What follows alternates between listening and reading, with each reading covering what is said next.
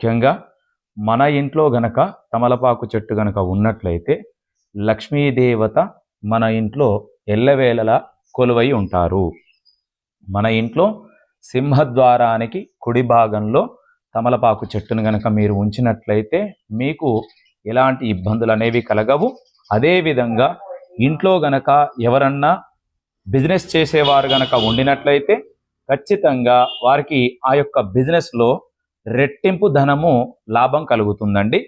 అంతేకాకుండా తమలపాకు చెట్టు ఉన్నటువంటి ఇంట్లో ఎవరికైతే శని గ్రహచారం బాలేక ఇబ్బందులు పడుతున్నారో అట్టి వారికి ఆ యొక్క శని ప్రభావం అనేది తక్కువైపోతుంది. కావున ఇంట్లో బ్రహ్మాండంగా మీరు తమలపాకు చెట్టును పెంచుకోండి. ఆ యొక్క చెట్టు ఎంత ఏపుగా పెరిగితే మీ ఇంట్లో అంత ధనము అభివృద్ధి చెందుతుంది. కావున గమనించుకోండి. మంది చాలా రకాలుగా చెబుతారమ్మా.